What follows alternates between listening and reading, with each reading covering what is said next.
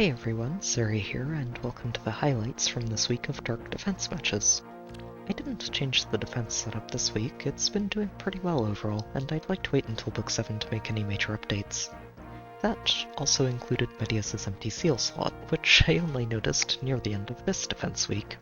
In a way, it's a pretty straightforward Katria setup, using the extra mobility and damage output she offers the team to overwhelm tanks. Idun and Medias are bulky enough frontliners to do a good job discouraging Gale Force approaches, and Idun also doubles as an excellent far-safe bodyguard to deny hit-and-run strategies.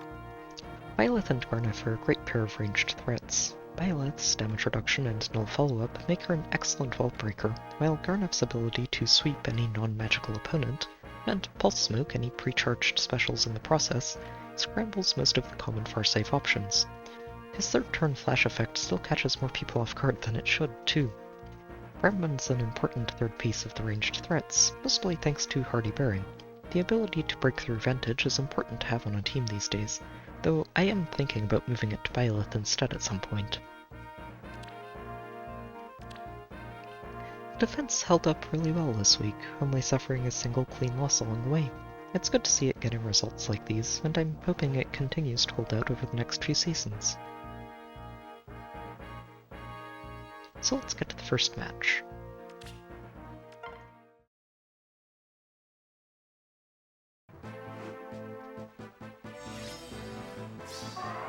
This match was a bit of an eye-opener early in the week with a maxed out, near-safe Hector on their squad, backed up by a equally maxed out far-safe Fjorm.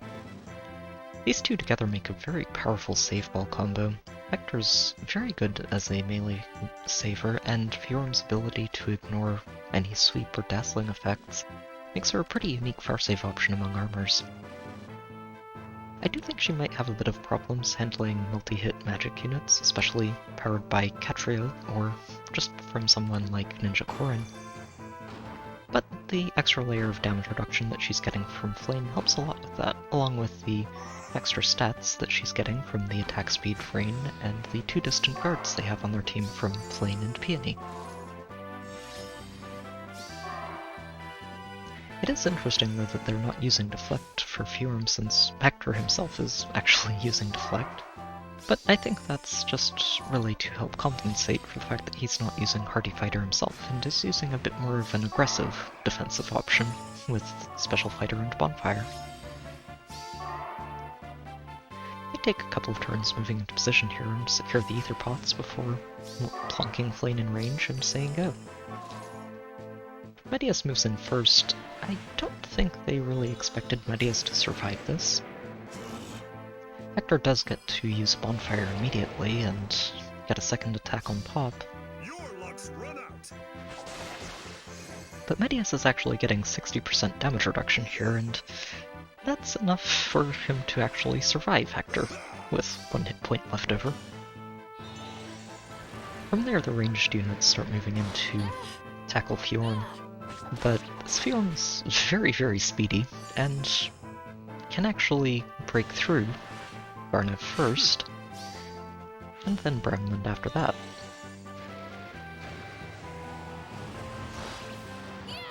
Unfortunately for her, she only has 8 hit points here, and that's not going to be enough to let her survive Byleth.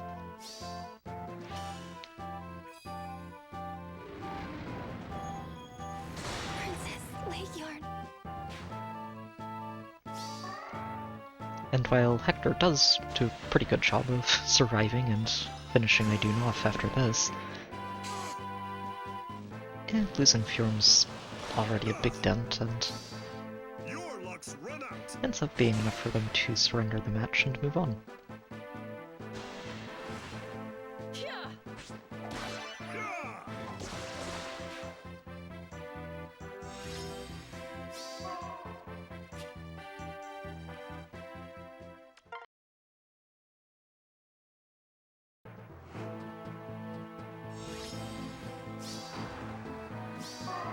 This match was the clean loss of the week, featuring someone I don't see too often on offense teams these days in a Winterall Tina.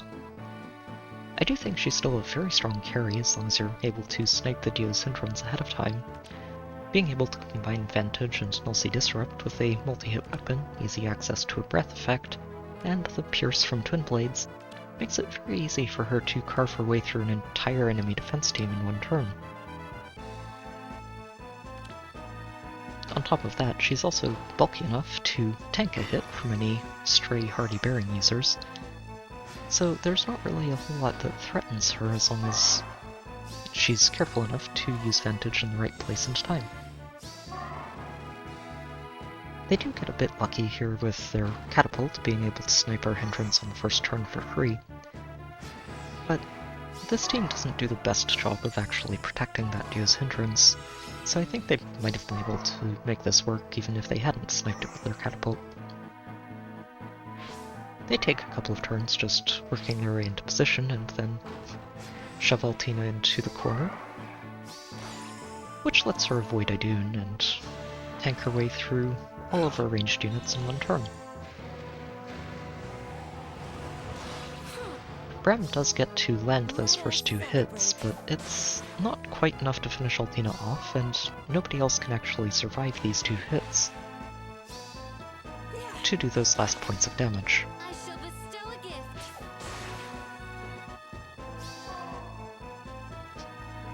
Hatchery moves in here, and, well, triangle attack being offline is not going to help the team later in this fight.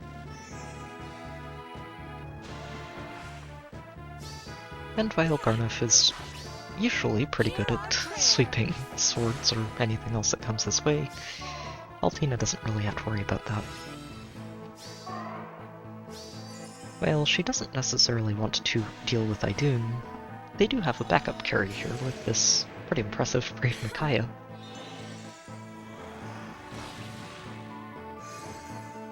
Who can, over the course of a couple of attacks, take Idun down and help Altina evacuate.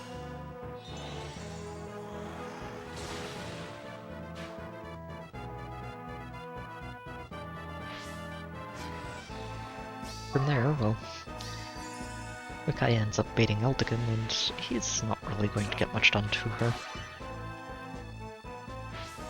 And while Medius does help by bringing Eldigan into a slightly safer position, he's not really going to have a good time with Micaiah himself. Get behind me. And from there, it's just about picking up that second Aether pot and dancing Micaiah forwards to close out the match.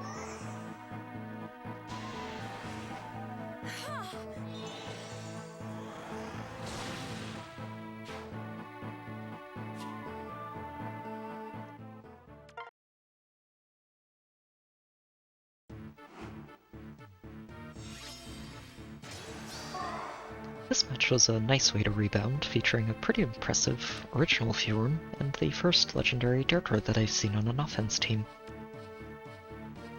Deirdre's a really interesting new legendary. I think she's a very strong wall breaker, and also a really good way to set up a Wings of Mercy chain, thanks to the built-in miracle that she gets from Circlet of Balance.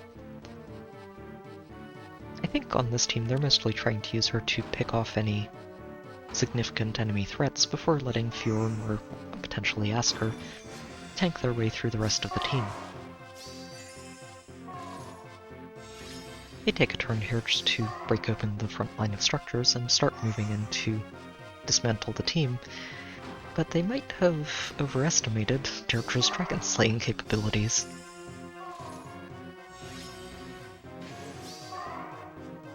They do move her forwards here with air to take a shot at Idun, but with Idun denying her follow-up and a pre-charged defensive special from Hardy Fighter, even that pre-charged Circlet of Balance isn't quite enough to break through her.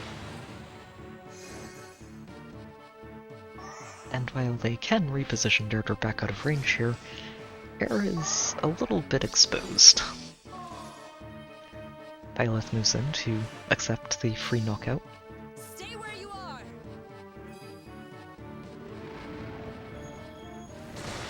Comes to me. And then gets danced to move in and take a shot at Deirdre. Stay where you are. character doesn't end up getting knocked out here. She has the Miracle as a good backup option, but her raw res stat is just really impressive. Stay where you are. And she ends up surviving with 1 hit point to her name. The rest of the team can't catch up here, but losing here is enough for them to surrender the match and move on.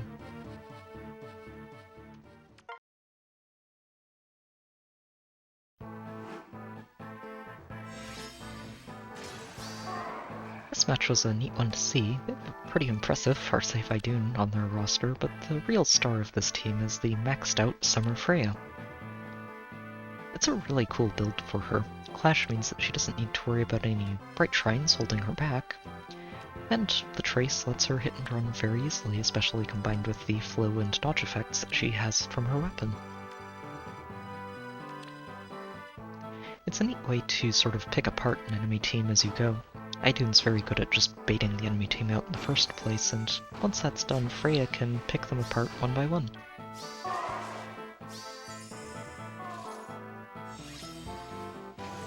They take a couple of turns moving in here, just breaking open the front structures before moving Asker forward and using him as the point unit for Idun to save.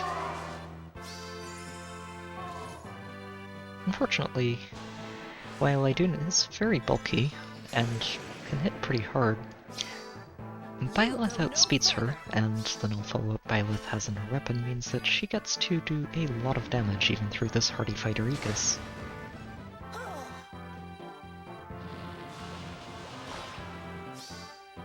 Stay where you are.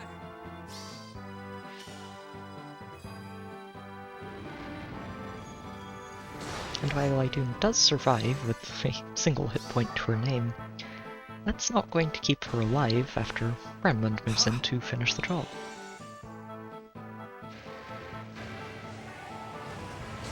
I'm sorry.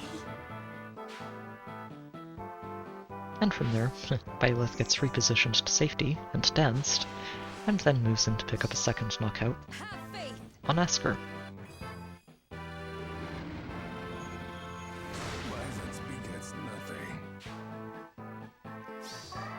From there, nobody else can get in range, but losing these two is enough for them to surrender the match and move on.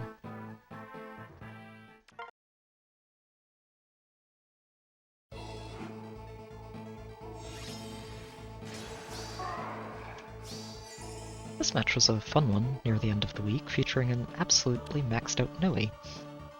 It's fun to see a Nowi at this level of investment. She used to be a very popular merch project back around books 1 and 2. And her build here is set up to just let her stat check her way through enemy teams.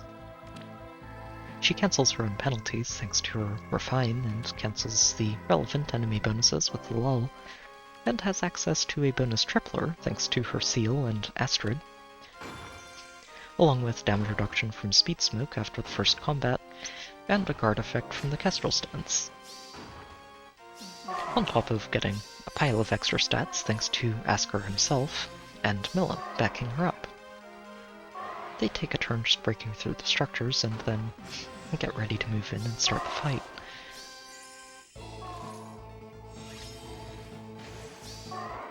And once they're ready, they just rally Nowi, smite her in, and let her ignore the Hex Trap to break through Katria and activate her Speed Smoke right away. I think they were pretty confident in Nowi's ability to handle this once Speed Smoke was active and the triangle attacks are offline. But unfortunately, they end up engaging on turn 3. Have faith. And without being able to counterattack and actually use Soul to heal, Nowi's not going to have a good time here. And it doesn't help that Byleth actually outspeeds her naturally, and can break through her with a densed attack.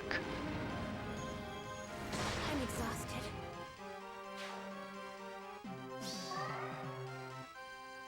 Nobody else catches up here, but losing their super tank is enough for them to concede and move on. It was a fun week of replays overall. It's great to see the defense doing this well, and I'm hoping to keep it mostly the same until we get to the end of the month. I also want to apologize for the interruption in AR videos over the last few weeks. Other than the streams, life got a bit hectic and things ended up getting pushed back. I'm hoping to get back to a more consistent schedule going forward, and I'm planning an AR anniversary stream to catch up on my offense matches from the last several weeks, and maybe play out a match or two live as well.